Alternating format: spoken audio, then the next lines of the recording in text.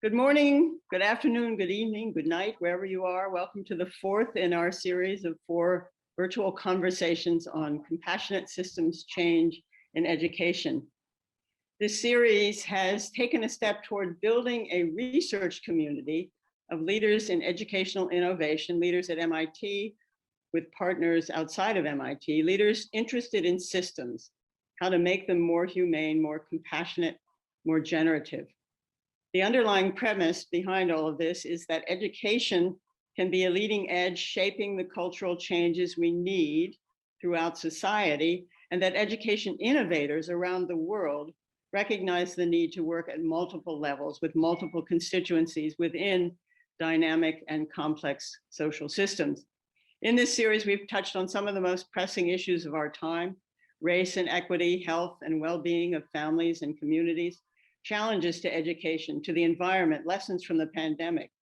Beneath it all is this fundamental question: how can we create deep and sustained change in the systems that shape our lives?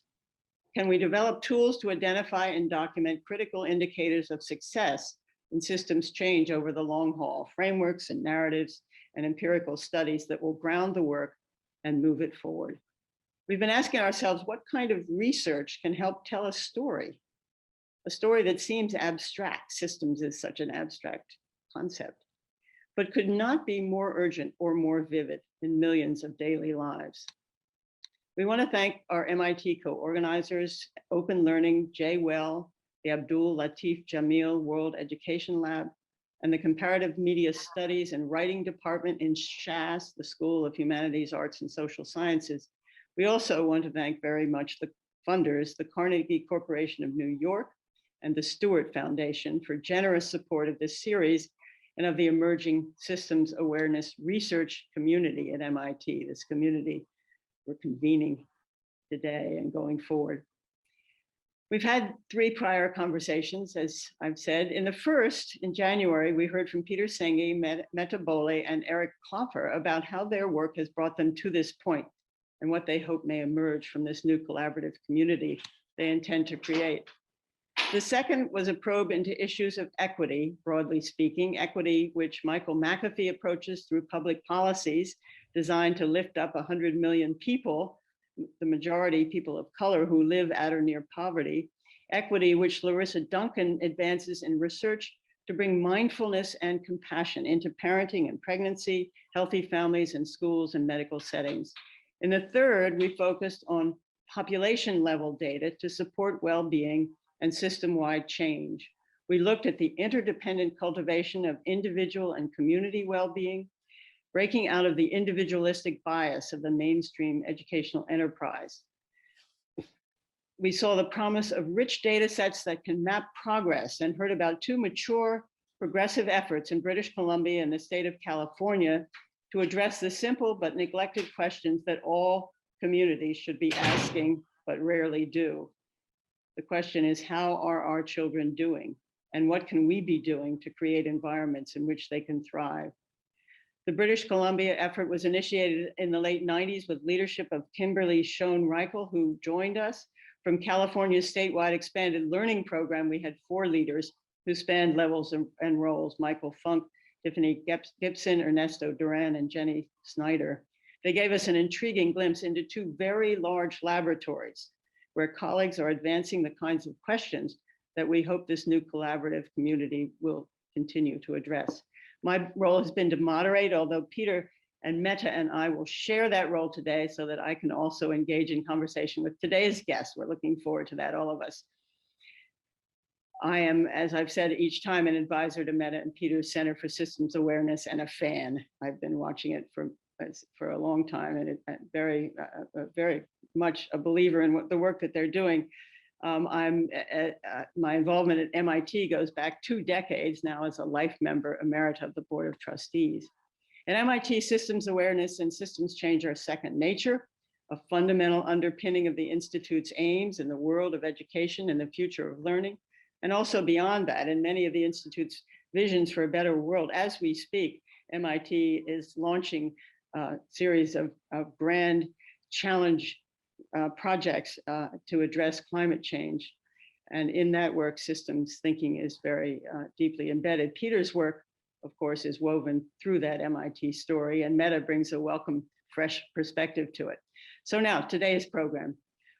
All along, we've been looking into the future, and today we'll see it through the eyes of the people who will actually live and shape it, the youth activists. We take this perspective in the conviction that their voices are vitally important, their commitments and their worries, their ideals and ideas and questions. As we were planning this session, Peter referred to this conviction as our irrational passion that young people will be the leaders, not later, but sooner. Today's conversation is in part about climate change, but it's placed in the broader context of compassionate systems. So from the Center for Systems Awareness, the CSA, as we refer to it, and they do, we have two staff leaders of its youth leadership program. They'll start us off. That program focuses on developing systems awareness, systems sensing capabilities, and building personal mastery and youth agency in general. Then, in addition, we'll hear about the compassionate climate learning community that they're incubating.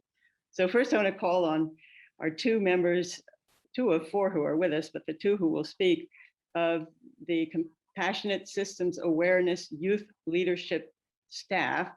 Both have the title, I love this title, Youth Leadership and Well-Being Champion. Both are certified Compassionate Systems Master Practitioners. They've been through the year-long program and have earned their certification. Gustav Böll and Jonas Jameel.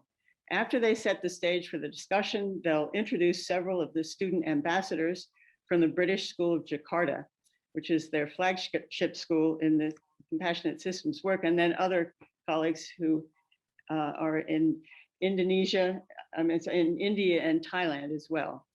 So first of all, Gus and Jonas, would you each please introduce yourselves and tell us a bit about how your work relates to fostering systems awareness in education and beyond? Take it away. Thank you, Diana. And thanks for this great introduction. So my name is Gustav Böll, and this is Jonas Jameel. And first, I will be talking a little bit about our work in general, and thereafter Jonas will show us actually this En-ROAD simulator that I'm sure you all, or maybe some of you are familiar with and some of you are not, and also talk a little bit more specifically about how we deal with climate change. So yeah, I have been working at the Center for Systems Awareness now since it started. So that's about a little 7-8 years. And we have been working from the beginning to really try to see how can we take all of these compassionate systems approaches and use them with students and young people from around the world.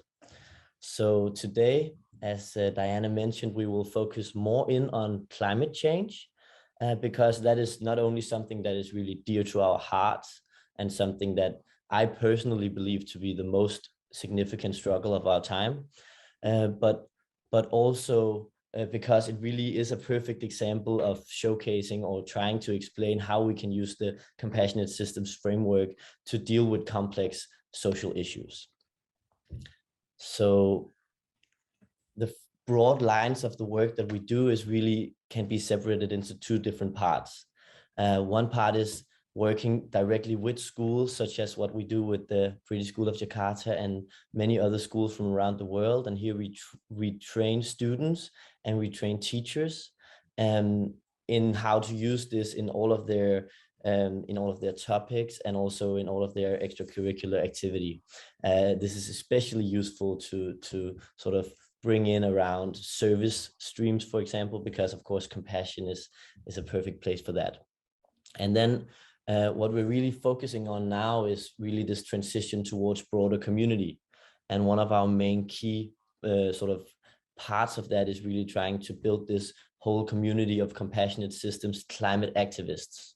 So we have several projects that are between schools, and then we have our youth council, which is our youth partners who are working with us on all the work that we do, so that we make sure that we always integrate the voice of the youth into every decision that we make. because as Peter has said many times, and which I really love, is we need to sort of get away from the whole paradigm that education is something being done by adults and done to children or young people. And so we want to really integrate them in all levels and in all aspects of the work that we're doing. So for example, when we're starting this whole lab and we're going to study the effects of this type of work, it's really vital to us and super important to include youth also in the design of how these research programs will be conducted. Another community project that we have is called the Compassionate Climate Program, and that is what we will focus more on today. So all of our work can be said to have three focuses: the inner focus, the outer focus, and the other focus. And when we talk about climate change, or let me just explain these three focuses first. So the inner focus is really having to do with our emotions, our bodily systems, our somatic awareness, our ability to regulate emotions, and also to describe our emotions precisely, and to, all the mindfulness exercise, training our awareness, all of these kinds of things is the inner dimension. Then there's the outer dimension, which is the immediate systems that we interact with. So in the student's case, it's their classroom, it's their school, it's their family, and all of the places where they really have the chance to do something and have an impact or show up differently.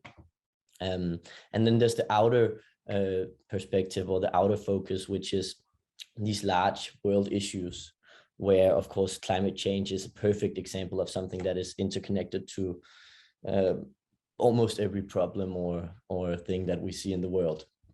So it's very obvious that when we work with climate change and we introduce these students to the systems perspective on a topic such as climate change, or the climate crisis, as I usually call it, when they really start to understand this, this is not just a mental understanding, it's a deeply emotional understanding as well. Because when you really look at this simulator, for example, or look at some of the other things that shows us the severity of this problem, it's heartbreaking. And it's definitely not something that we can fix easily. So we really try to make sure that we also not just teach them how to understand this, but also teach them how to deal with all of the emotions that come with that, and try to create a generative social field, or in other words, a safe space, or a place where it's okay to talk about the emotions that come up when we deal with such a problem as climate change. That's one of our key focuses in this program. So the program is really built up over half a year. It's 90 minutes every second week, and we've done 2 times this program now, and we're doing 2 more within this year. And there is some really nice aspects to this, and one of them is that we do this with teams from different schools from around the world. So it's international, which is very, of course, fitting when it comes to climate change. And then it's also intergenerational. So we try to include teachers and students and administrators or principals in the same learning group, because we recognize that when it comes to climate change, we're all students and we all carry the responsibility. So we use the En-ROAD simulator, which we will show you in a minute, or Jonas will show you. And then we introduce the systems of understanding, as well as these more inner relational aspects, also how to talk about climate change with peers, or how to deal with the people that don't necessarily agree with you. And of course, those of you who know the compassionate systems framework will know that this is a big part of our work as well, to really understand that there's more perspectives in lives, and to try to generate a more compassionate stance. So I think with that being said, I will pass it to Jonas, who will walk us through just a very brief example with the simulator. Thank you. Thank you, Gus. So yeah, my name is Jonas, and I'm also part of the youth leadership team. Leadership team, and yeah, most of you, or some of you may know the simulator already, but I would love to show you an example here. So if I share my screen, I assume you all can see it now. And so for those of you who don't know, this is the En-ROADS Climate Simulator developed by MIT Sloan and Climate Interactive. And it's a dynamic model that allows us to test assumptions and to engage students with, in real time, find out what policies will have what effect on climate change and on other systems dynamics that are involved. So for those of you who don't know it, I'll just quickly describe the simulator because there's a lot going on. The two most important graphs you find here at the top. The one on the left describes the global sources of energy and where they're coming from. So color-coded into, coal and oil and gas, renewables, and so on. And on the right-hand side, we have the predicted global temperature change, the predicted rise in that by 2100. So what we like to do with our students is to ask for them to predict what will happen if we move certain sliders. So we'll try that shortly with you, and we'll use a good example here because there's a lot of nice things to talk about with it. So my question to you, just to think about for a few seconds, is what do you think will happen if we, for example, decide to tax oil very heavily? And so just think about that for a moment. What do you think, what kind of dynamics do you think are involved? And what do you think might change in the graph here on the left? Will the total usage of energy diminish, or what other things will take over? Just make a prediction. And then let's test it. So this is an interesting example because, as you might notice, the difference in the rise in global temperature, as you see up here, is only 0.1 degrees Celsius. And so this is one example of a climate policy that informs us that there might be something off with our assumptions, because a lot of people think that that would be a really good idea to tax oil very heavily. And so this is like a gateway that we use to talk about complex systems dynamics, and specifically this example has a name. It's called squeezing the balloon. So when we restrict the supply of oil in this case, then coal and natural gas tend to compensate. We can see that by just replaying what we just did in the simulator. And you might see that the blue area here and the brown area, which are coal and natural gas, tend to fill the void that oil used to occupy. So this is just an example of how we might use the simulator to spark conversation. And then we'll test other things to obviously build more aspirational scenarios for the future, because there are more high leverage options that we do like to explore. So yeah, and as we all know, climate change is not an isolated problem. So we do like to also include other potential systems dynamics and talk about multi-solving. So we think about things like how can certain policies have positive effects on other things than climate change, such as pollution or jobs creation. So these are some of the things that we can explore with the simulator and through the framework. And we also like to explore questions of equity. So something that the simulator doesn't show so graphically, but is something we talk about is, this is a simulator that is based on really good science, and it matches a lot of the predictions of other big simulators, and it's actually showing to a fairly high degree of certainty what would happen if you made these policies. This is not just a fictional scenario. This is probably a good approximation of what would happen. So this would affect a lot of people's lives. This is not just some theoretical approach. So when we think about that, when we think that, what would happen if 50% of coal miners lost their jobs from one day to another, what does that mean? And how do we deal with that problem so that it becomes a feasible political alternative as well? So yeah, there's been a short introduction to the simulator. And I'd also just like to say that when looking at this scenario, for example, looking at oil,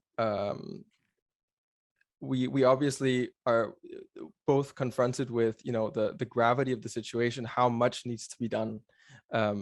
And this is why it's so important, as Gus was mentioning, that we work on the inner aspects of our emotionality and our compassion towards others, so that we still have the resources to, despite the gravity of the current situation, strive towards a better vision of the future.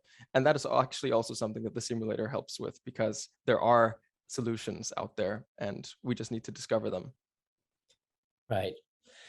Thank you, Jonas. And I'll just add one sentence before we pass it on to Diana. I think you can put away the simulator now, if that's possible. Yes. Thank you. So thank you so much, Jonas, for sharing that. I think that's really helpful. And just to sort of build on your point, what's really, really, really vital to us and important to us is that when we talk to young people about any issue, be it equity, some sort of social change or climate change, how do we make sure that they understand the current reality, the systems aspects of it, and how do they understand how to build a vision? And then, that whole space in between, where we are now and where we want to be, to hold the emotional tension in that and to use that as a driving force.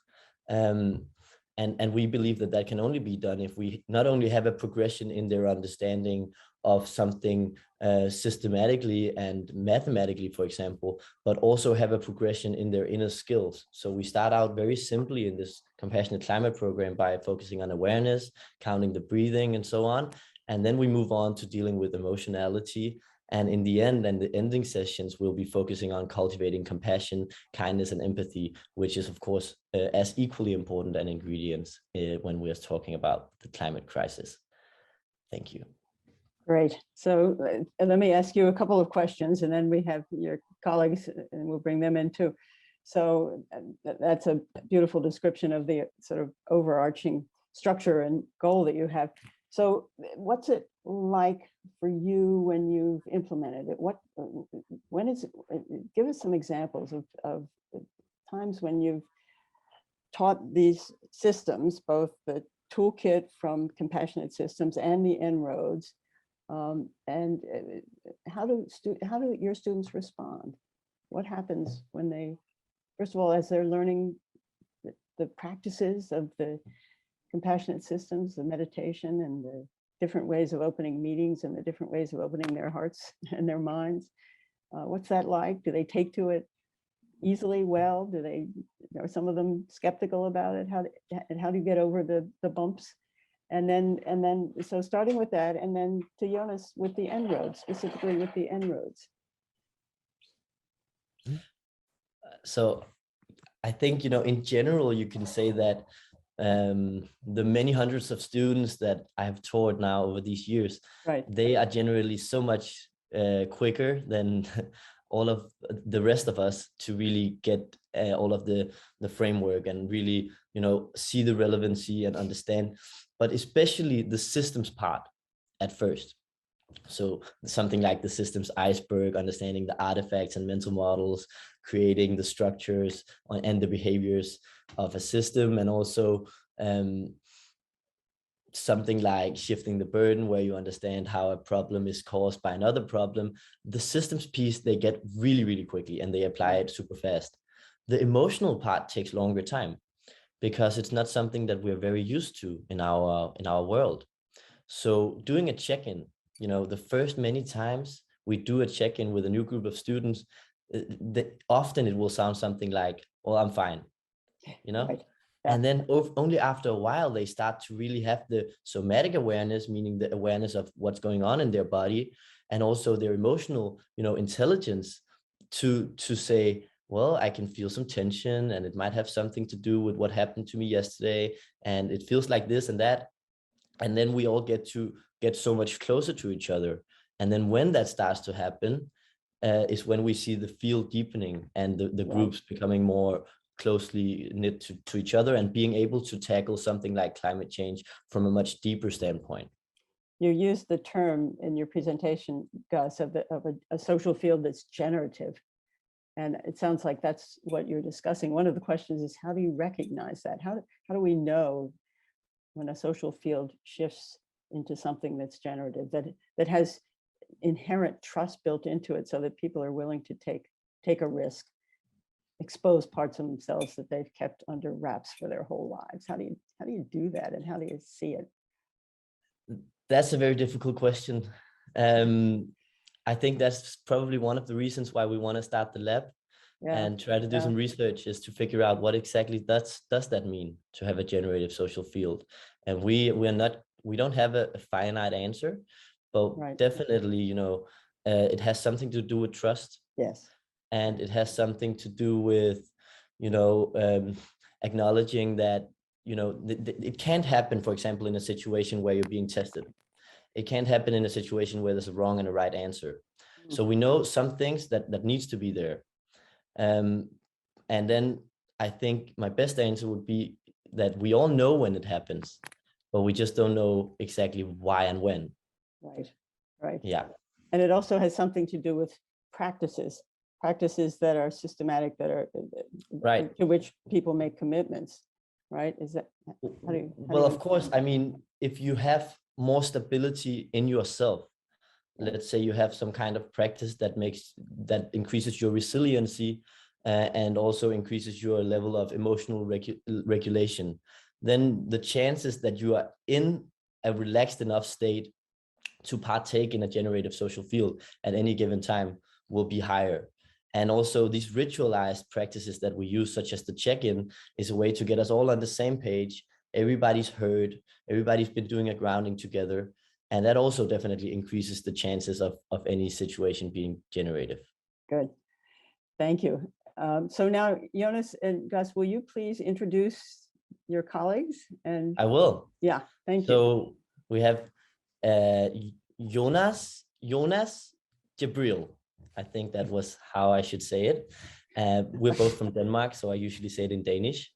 Jonas has been working with us for only about half a year, a little more, and he's just been through the Compassionate Climate program, which is why we wanted to include him also today. And Jonas is studying psychology and has been super interested in the systems dynamics and also the psychology of people for many years. And Jonas and I have met in a spiritual community where we both practice our meditation together. Good. And then the ambassadors. I thought it was Jonas you meant. I'm sorry. The ambassadors who will be joining us now. Yeah. We're ready to bring them in. So ready. Their stories. Yep. Right. So today we brought with us some of our favorite ambassadors, and that they are all a part of our youth council. And we have Caitlin and Sarah and Kenneth from the British School of Jakarta. And we have Journey and Nat and OK from DSIL in Thailand, Bangkok. And then we have Shonak from India. Good, great.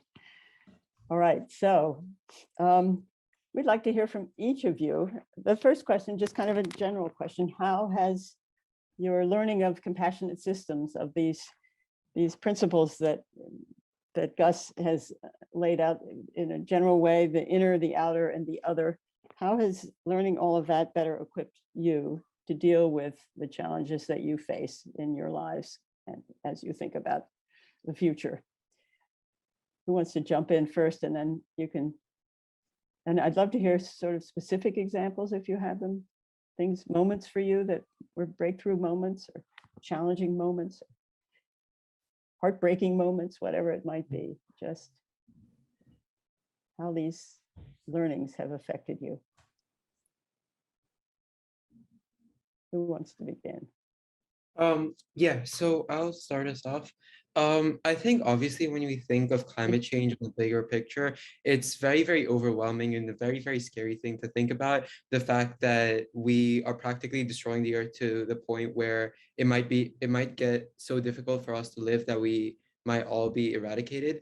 And all of these compassionate systems, tools, and learnings that we've learned just help us to tackle that problem in a compassionate way, in a way that's easy for us to understand, as well as like work through and process.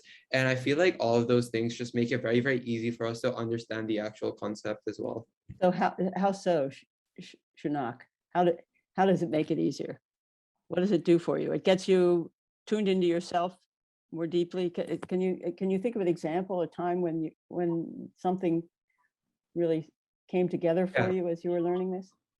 Yeah, sure. So as we were going through the En-ROADS training, I felt that it was quite difficult for us to sometimes grasp the concepts that we were talking about. And as we became like more secure in our generative social field, as we became more secure within our group, it became easier for us to think about how it affects us, and how those fears and concepts are, although irrational in nature, can become rational by talking to people. And I feel like that just became easier for me. Personally, when I was looking at all these concepts, just talking to people and being compassionate just helped me understand them a little bit better. If any of my other peers would like to add on to that. Does anybody want to jump in? Sure, I can jump in real quick. So the compassionate systems tools really helps us dive into and really look into like the root causes of certain problems. So if you apply this to like global warming or climate change or one of the profound environmental problems we see today, it really helps you get down to like the root causes and put it into perspective. So it's not just this broad problem, but you can see like the different aspects of it, the different aspects that affect our lives. So I think it really brings it down to the scale where you can kind of relate with it instead of just seeing this as a broad kind of far away problem.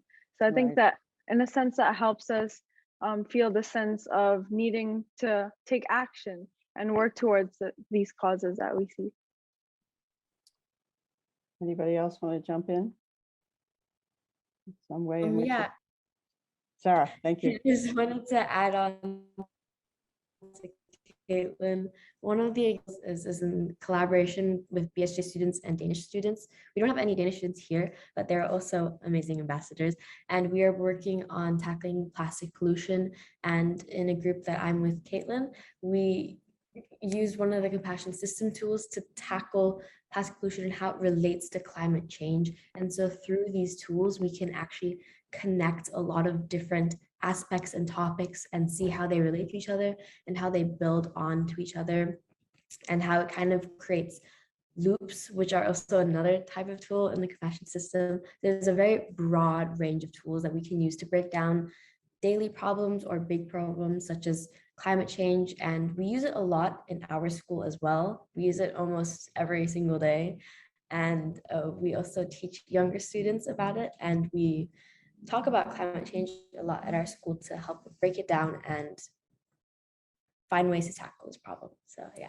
Right. So it's partly about stepping into huge complexity and breaking it down in ways that enable you to take pieces of it and imagine ways to go forward towards solutions. Is that what you're saying essentially? What about the there was a big study that was done recently in the Lancet, 10,000 young people, and the feelings of anger and rage and betrayal by governments around the world, betrayal by boomers, like some of us here on this call. How do you deal with that? Where does that go? How does the compassionate systems approach help you mobilize emotions that are constructive and helpful, that can move you forward without getting derailed by denial, distraction, defeat, all of the depression, even all of the negative emotions that can be so overwhelming? Anybody want to take it? Caitlin, did you want to? Yeah, sure, I can start us off. So some of the compassionate systems tools help us explore our own thoughts, our own feelings, and help us understand better of why we think this way. For example, the ladder of inference, it helps you understand different perspectives. So I guess we've been really familiar with tools such as the ladder of inference, the iceberg. So sort of over time, they've been ingrained in our brain and kind of how we think.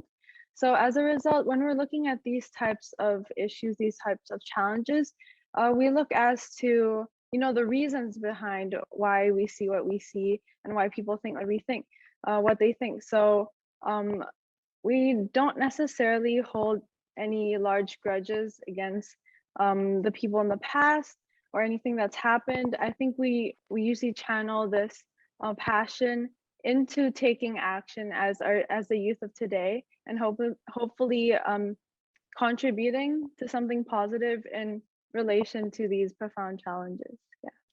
I like that. We channel passion into taking action as the youth of today. Looking to your future. Thank you. Thank you for that. Anybody else been through this? Or the En-ROADS? Anybody want to comment on En-ROADS? I think all of you have been exposed to the En-ROADS simulator. What was that experience like? People, anybody who hasn't had a chance to speak? No? If I may, Sure. I think certainly, I'll add on to Caitlin and then I'll answer the En-ROADS question. Is that okay? Sure, you anything, whatever seems real. I think certainly being exposed to the tools over a long period of time and being constantly like being reinforced with them has kind of like allowed us to have a certain way of thinking and processing information, which makes it much easier to deal with issues like this. And I think certainly the fact that it's been ingrained in our minds, like Caitlin said, allows us to think of it in a rational manner rather than thinking about it irrationally and just blurting things out of emotion. And I feel like personally that has helped me a lot in my both personal as well as like academic life. And I find that very, very beneficial. And adding on to the En-ROADS thing, I found the experience very, very enriching. As a student, I think the concept of environmentalism and going green came as quite cliche in today's world, but the En-ROADS kind of like introduce a new way of looking at environmentalism, a more rational way, a more scientific way, something which I enjoyed quite a bit.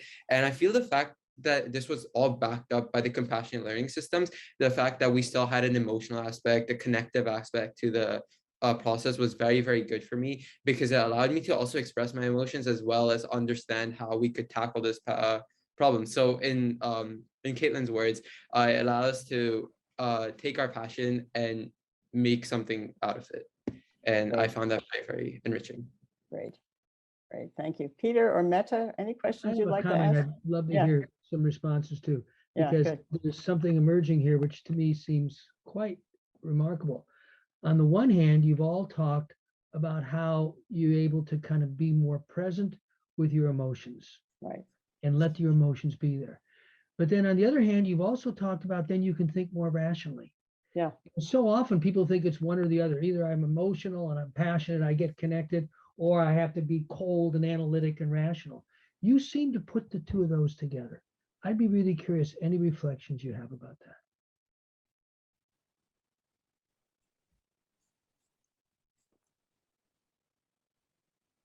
Anybody? The world sort of thinks of those as two different things, right? You go one way or you go the other way. Somehow this is a way to integrate the two. If I may, so do you have any? Yeah. Kenneth? Sorry. So, us as human beings, we are not rational beings with emotion, but rather we are emotional beings with rationale. It's the other way around. And yeah, and they are different aspects of the way we think, because one is controlled by the heart and one is controlled by the head. But regardless of that, they're both kind of inherently interconnected, in the sense that if you think rationally, that doesn't mean you cannot think emotionally as well. And for me personally, the tools have kind of balanced that scale for me, because naturally I think of myself as a more rational person rather than a more emotional person. I can be a bit stone cold at times, let's just say. So yeah, having experience with the tools, having experience with the framework, it allows me to think more of my emotions, to say, learn to consider others' viewpoints as well, and learn to take those into consideration, and kind of think within myself how other people's emotions might affect the things that I'm doing, and how my actions may affect other people's emotions. So kind of having that understanding of both myself, so that's inner understanding, and also understanding of the system around me, that really helps me with gaining a more well-rounded and a more holistic understanding and approach to the things that I do in my daily life. Yeah. Thank you. Thank you. That's very helpful. Very helpful. Anybody else want to comment on this integration? The world of emotions and the world of rational actions. Anything more to say about that? Any resistance you find to that as you're working with other people and spreading the word around your schools and other schools and out into the larger world? No?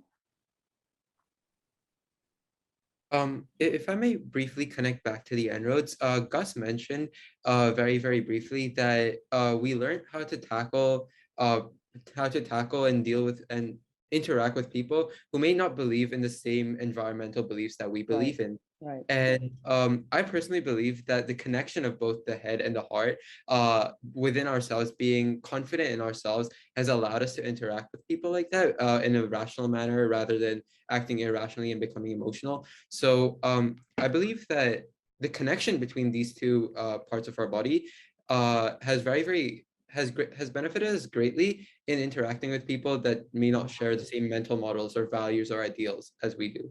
So I just wanted to add that. Thank you. So Earth Day is coming up. Do you have plans for Earth Day? No? Hasn't penetrated your world so much.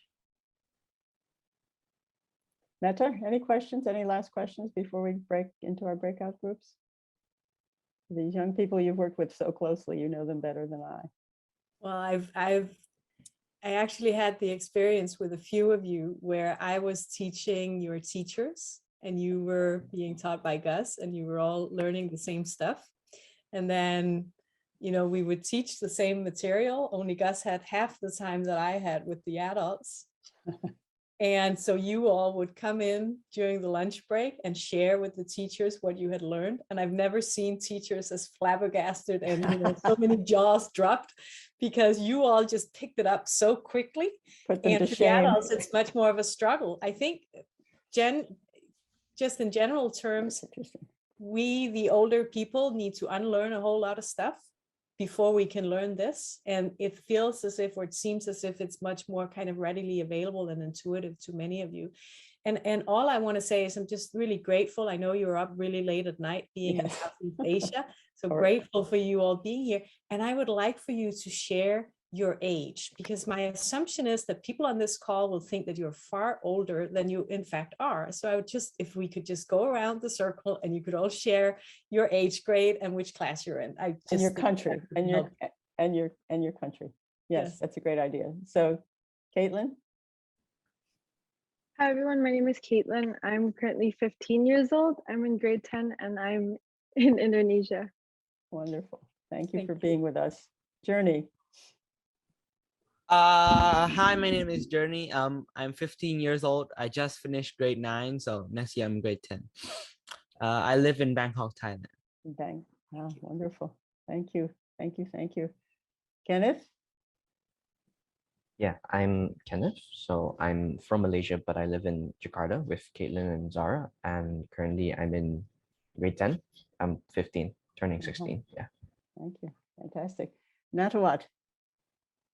I'm not, and I'm from Thailand, and I'm 14, turning 15, and I am currently at grade 9. Thank you, Nat. Thank you for coming. Okay. Hello, my name is Okay. Yeah, don't be confused. Yeah, my name is Okay. I'm 15. I'm grade 9. I'm in the same school of Nat and Journey, and I'm interested in architecture and designing. Oh, good. Thank you. Welcome. Thanks for being here. Zara. Hi, I'm Zara. I'm 16 and I'm also in grade 10 at the British School in Jakarta with Caitlin and Kenneth. And I'm very excited to talk to you all in the breakout rooms. Great. And Shonak. Hi, my name is Shonak. I've recently turned 15. I'm currently living in Mumbai and I just moved from Indonesia. Thank you. Thank you all for being here. So Mette, should we go into the breakout groups or do you want to do something more? I think going into the breakout groups and we'll try to distribute younglings in the breakout groups. So there is an opportunity for you to connect more directly also. You know, taking just a few minutes first of journaling, gathering our thoughts about what we've learned today. But also for those of you where that's relevant, if you've been attending the whole series of webinars that we've had over the last couple of months, maybe just reflect on also the profound interconnectedness of all these aspects that Diana was sharing in the beginning of equity, child and family well-being, how it relates to education, how it relates to population level data on well-being, and how we can help our young people thrive and flourish to an extent that is not seen in the world today. And we all, I think, know inherently that we do need to do something. And here is an opportunity to actually engage with young people in the conversation about what needs to be done. So if we could take just a couple of minutes journaling, and then we'll put you into small group breakouts and you can have a conversation in the groups. Thank you. Thank you again for being here. To be continued. Yeah. 2-3 minutes journaling on whatever is coming up for you. Some of the reflections that you might be having, you know, listening to our young people. All right, here we go. So now's our chance to talk about what came up in the breakout groups, what insights you had, what questions you have, anything that you'd like to share with the larger group. We'd love to hear from you. We'll watch for, Megan will help me watch for hands raised, either little yellow mechanical hands or real live hands, whichever works for you. So just something from your breakout group, something, an insight you personally had or an insight that the group had. Here's something. That's just somebody saying thank you. Diana, I can share in is that it's Jenny. I thought it was Jenny. I heard, yeah. Recognized your voice. I couldn't. Hi. Yeah. Hi, Jenny. Thank you so much. Yeah. It just really in our group very much appreciated you know, just the young leaders acknowledgement of the very real emotional emotions that we bring and that this work brings up. And so sort of standing in and acknowledging that alongside the commitment to action. Yes. And that those things are not opposites or it's one or the other, but how do we stand in both? Yes. And really bring that inner strength forward. I just was a very useful insight.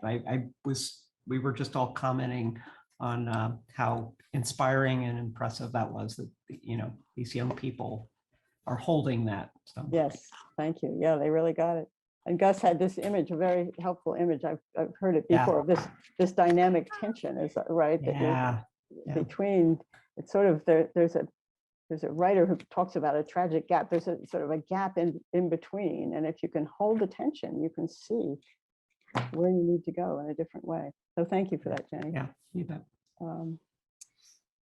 Anybody else want to jump in? I think Natalie Math has her hand up. Oh, good. Natalie. Yeah, hi. Hi, thank you. Thank you.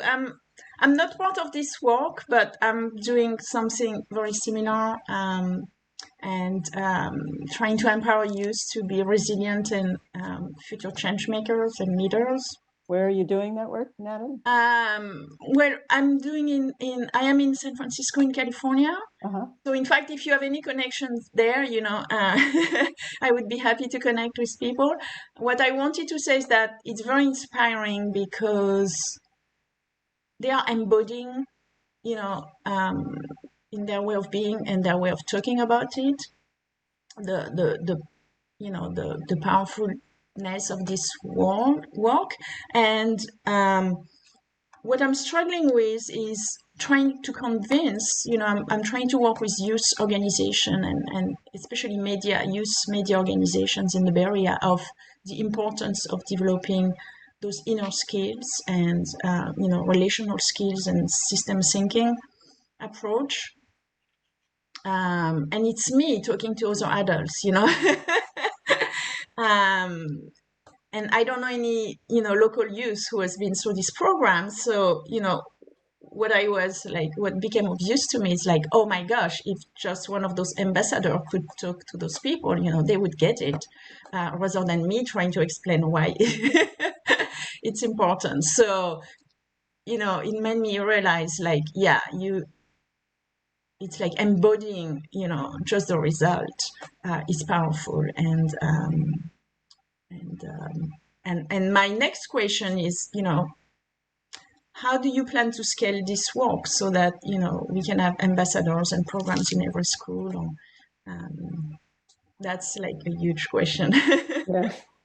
So there are a couple of other comments I want to get, but we should come back to, and I'm marking this for somebody to bring us back to it, maybe Gus, maybe Mette, a program called RISE. There's a very large program, in fact, in the Bay Area. It's the Schmidt, Wendy and Eric Schmidt Family Foundation. They put $1 billion into this program to create pathways for young leaders, exceptional young leaders. And we have a connection now with that. That is one way to scale things. But Kurt Newton has his hand up. Kurt, hi, thank you. Hi, Diane, thanks. Yeah, this is just starting to kind of percolate up for me at the end of our breakout, but it feels like there's something profoundly a little different and important about this work at this intersection of the compassionate systems, tools, and climate change that invites people in, doesn't sort of hit them over the head with a set of policies or directions or things like that, but invites people in with their full thinking and their full selves to participate. And I'm curious what people might have observed about, you know, these approaches, bringing people in to this work in a way that, you know, other methodologies maybe haven't. Right. That's a great question for all of us to think about. Anybody else wants to? I think one of the things that Gus mentioned, he sort of mentioned it in passing, but no judgment, right? That it's a safe space.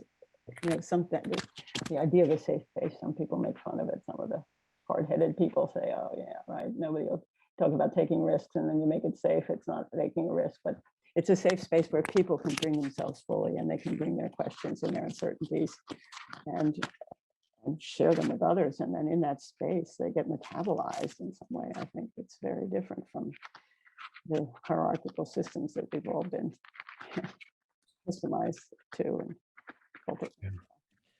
Diana, can I add something to this? Yes, where are you? Yes. I don't know where I am, but I'm right here. Jump right in. Somebody should, yeah, good. So I think, you know, just wanted to tie one comment to that, and then the scaling thing we can get back to if there's time. But we have had one participant in our last cohort that we just ended 1 week ago, and she was really interested in the pacing of the program. So we have 90-minute sessions, right? And we would spend about half an hour to 45 minutes getting in the room together, doing a meditation or a grounding exercise, some inner exercise for about 10 minutes, doing journaling, that's interesting, doing check-ins in small groups, yes, and then checking in collectively. That's half the time spent just doing that. And I think, to your point, Kurt, yes, if we were to go straight to the point, I think you can put it in perspective by saying, if we were dealing with acknowledged like traumatic or therapeutic stuff with people, we would always take the time to allow for them to become comfortable and safe. But we're not acknowledging that something like climate change is actually just this kind of thing, where if you just lay it out on people in like 30 minutes, and then now it's on to the next subject, that's actually, in my opinion, I don't want to put any strong words, but I would say that's some kind of abuse. Right. So that's all I wanted to say. Thank you. That's a great point. Thank you very much. Anybody else have a hand up? I'm having trouble scanning the room. Megan, does anybody else? I don't see anyone else. Okay. So Gus, I just say, I put my hand up, but I just wanted to respond to what Gus just said, because that time pressure is so Karen Alvarez.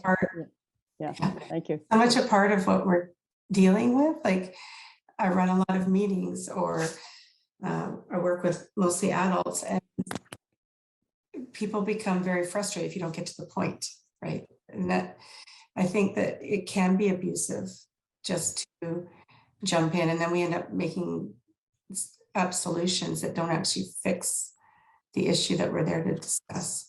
So I really appreciate what you said, Gus, that it's not an add-on, it is the process. Checking in with yourself is the work. Yeah. Thank you for sharing that. I really appreciate it. Great point. I think that's one of the things from the Master's Practitioners program, that people, that check-in, which seems so simple, the idea of it, good deal. We check in with each other. We ask how we're doing. We're allowed to bring in our lives into this space where we're now going to do work together. But that's one of the most profound changes. And once it gets built into the culture, people don't want it to go away. They understand that it's absolutely essential, and it's one of the things that's really most transformative in a way, I think. Other comments? So does somebody want to say something about the connection to RISE? Because I thought that was pretty interesting. Mette? Yeah, Gus? I'll say, yeah. Unless anybody else wants to, I'll say just, a few words about scaling. So basically what we've been doing now is to run this program twice. And it's been, a little bigger each time, but now we feel like we've perfected it a lot more than in the beginning, and also quite a lot more from the first to the second time. I'll interrupt for a minute. You even did a little study, a pilot study, to see how it was doing and learn from that. So you've been taking that seriously too. Definitely gathered some data as well, and trying to take that part of the process seriously. And we are now doing one program over the summer with this RISE initiative. We'll have 75 young people from all across the globe who will also be joining this group that we have of global ambassadors. And then, of course, we also want to, really partner with the En-ROADS Ambassador Program that is already a full-fledged big part of like the climate interactive approach. And they have many hundreds ambassadors. And, so they are also sort of some prospects for us to work with that. And then as we do more programs, hopefully in the long run, if we have this like-minded community of global compassionate systems climate leaders, if you were to do some activism or something in your locality, maybe you could mobilize so that could happen many other places and so on. So we really try to create a community, but we also acknowledge that it's going to take a while. But you're being very strategic about it. Admirably so, I think. And wouldn't it be fun if something at MIT could emerge with young people? I'm not sure exactly what it would look like, but maybe we're planting that seed too. I think there's a key that we've heard again and again, and different of you spoke about it very eloquently, that if we can really create spaces to invite people to bring their whole self. You know, as you were saying, Kenneth, I was looking for you right there. We tend to think we're rational and have emotions, but we're first emotional and have the capacity to reason. And if we can kind of have that orientation, that this is a process that can, in some sense, only be led by people bringing all of themselves, then there's a different kind of invitation. I think you are absolutely right, Kurt. You know, it is about, you know, how do we create the sort of invitation? I mean, global isn't just mean it's all around the world. It just means also it's everywhere. This is all of our problem. So we have to invite all of ourselves. If I may. Yes. So can you say your name? Because I'm having trouble. Yes. My name's Isamu. I'm from California, USA. Okay. Thank you. Good. And branching off of what you said, I listen to a lot of podcasts, and one of the arguments I've heard to push back against bring your whole selves to work is, for the large part, like in corporate America, I've heard people say that is not something that will happen. And one of the arguments they make is, like, if you look at capitalist society, it is not really the people that they're concerned about, but the profits, shareholder value. And when investors are looking at companies, they're not going to look at like, are people bringing their whole selves to work? They're looking at bottom line. They're looking at the equity and stuff like that. And I'm wondering, is being in a capitalist society a limiting factor, or is it possible to integrate that in a capitalist society? And that is where I'm wondering, is it possible? I really hear you here, Isamu. And one of the balances in this whole endeavor of creating, you know, more compassionate systems change approaches in many different places in the world is exactly not trying to play into the corporate strategy, which is, you know, the mindfulness strategy, in the sense of you feed people these tools and practices so that they are able to work even more. It's not about well-being or stress reduction. It's about being able to calm yourself down enough so that even when you're stressed, you can still, you know, accomplish what's needed.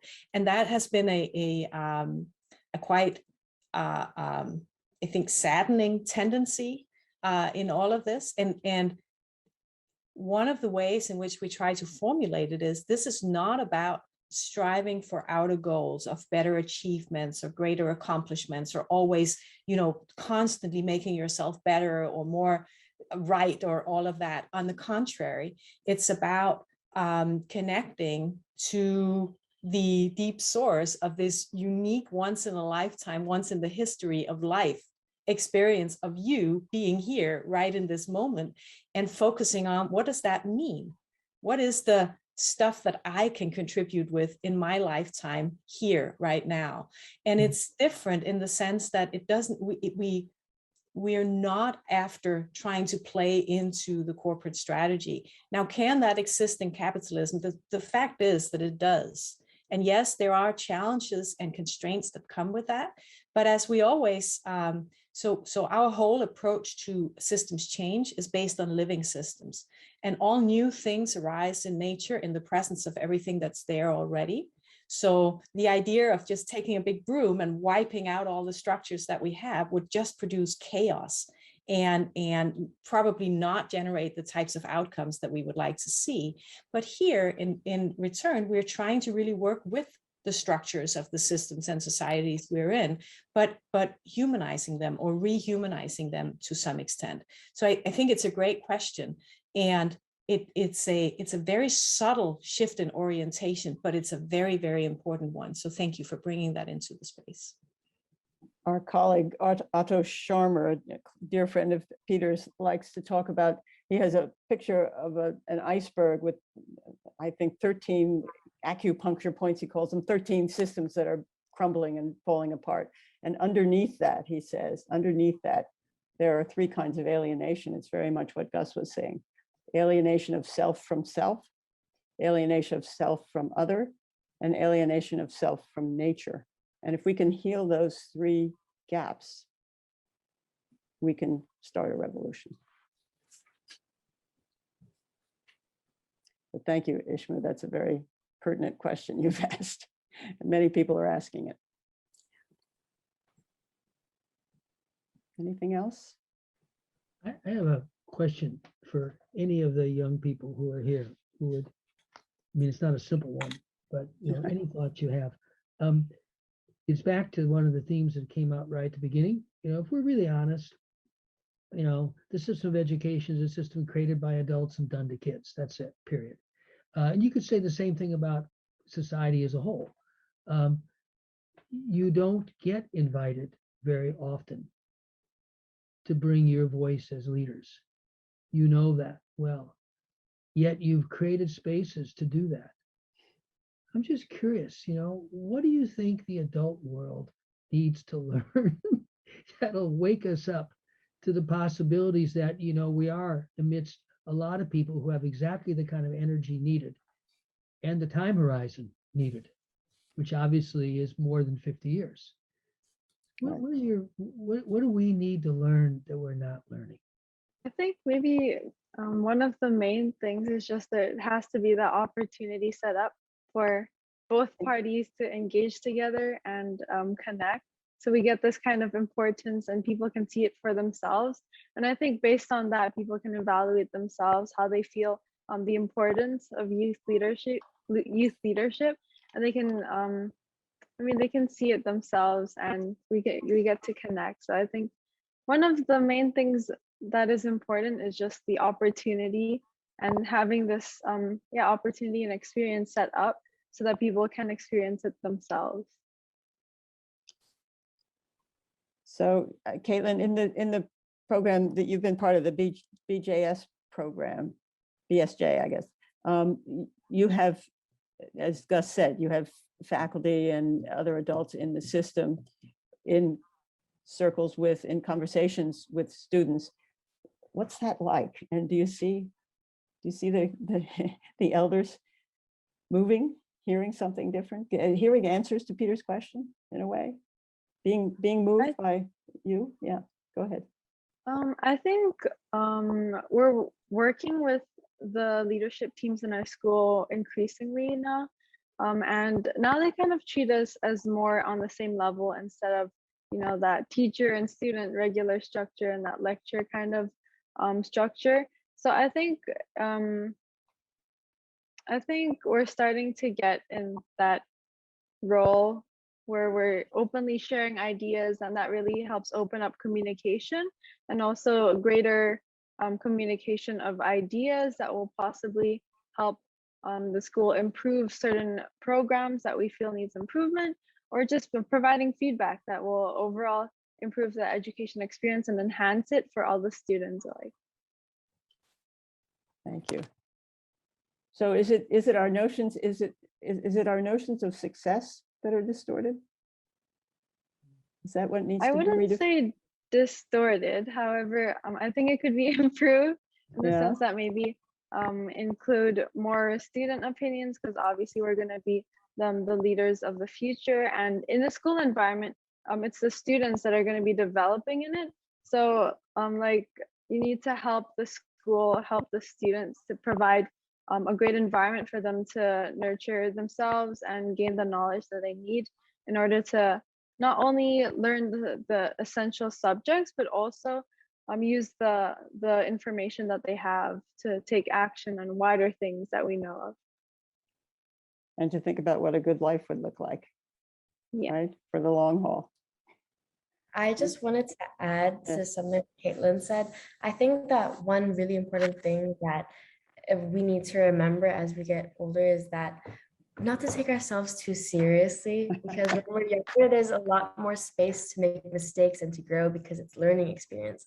And I know that as you get older and you reach certain ages, it's like milestones where you're expected to be someone and do something. You're supposed to have this life planned out at a certain age, and there's expectations. And so I think that sometimes people take themselves a bit too seriously, and it's like if they aren't at the same level as their surrounding fellow colleagues or people, then they think that it's like, oh my God, I'm not doing this correctly. But if we just leave space for us to develop and make mistakes, that I think that it'll be a more welcoming environment to a lot more people, and that we'll be able to create safer spaces where we'll be able to share emotions and talk.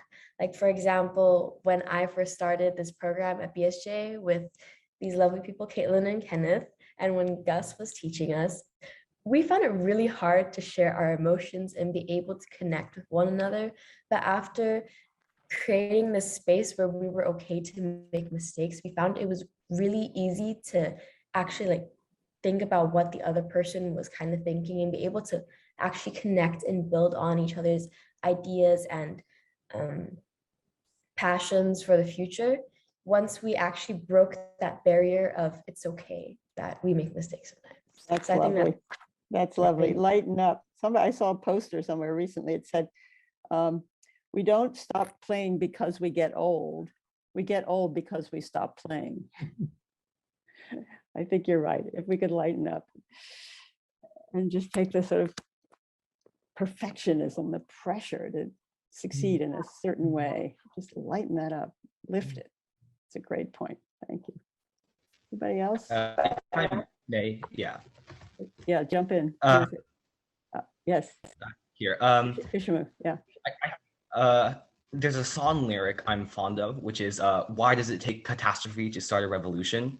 And I think that really speaks to what I think is kind of like a human tendency, and maybe it's something that's perhaps beyond our control, but I think that is reflected in today's society. And I would say I'm a bit more optimistic than some of my friends about this, but I'm wondering if youth can model the behavior and the change we want to see in the world. I'm wondering if like we've kind of talked about it, generalizing all adults as one, which is not really the case. I know there are vastly different ideologies between adults, and I think while we do view older generations as maybe more reluctant or hesitant to kind of buy into the like being emotionally in touch with ourselves, I think there are some adults who can hear it, and I'm wondering if youth can model the behavior and change we want to see in the world. Can that sort of bleed into or kind of inspire those few adults who can then inspire the rest of them? And I'm wondering, like, can we get a cascade of positive, change in that way? And I'm hopeful that that can happen, but that is something I just don't know. Well, that's beautiful. That's our benediction. We can all take that hope forward with us from this session. Thank you so much for providing it for us. And we're running out of time. I think it looks like we have to begin closing down. Peter? Mette, would you like to kind of lead us through a closing? Just to thank everyone. I know that we're just at our closing time. This whole webinar series has been gradually introducing this concept of systems awareness and how we are attempting to begin to study systems awareness, but from a systems awareness perspective. So we will hopefully not fall into the pitfall of reductionism when we try to tease out what, for example, constitutes a generative social field in which young people and everyone in it can thrive and feel nourished and flourish. And so those are some of the things that we are aspiring to begin to study now that we've built this huge body of work with a lot of adults and all this these wonderful young people as well. So stay tuned on whichever channel you got information about this call. We'll certainly keep you updated on next events as well. Great. So wonderful to see you today. Thank you. Right, and a great word of thanks to Gus and Jonas and to all of the young people, the younglings, as Mette likes to call them. For some of us, they're much younger. But thank you so much for being here. Really inspiring to be and all with of you in Indonesia and Thailand. You should really go to bed. Go to bed, yeah. Sleep. Yeah. Thank you. All right. Be well, everyone. Take care.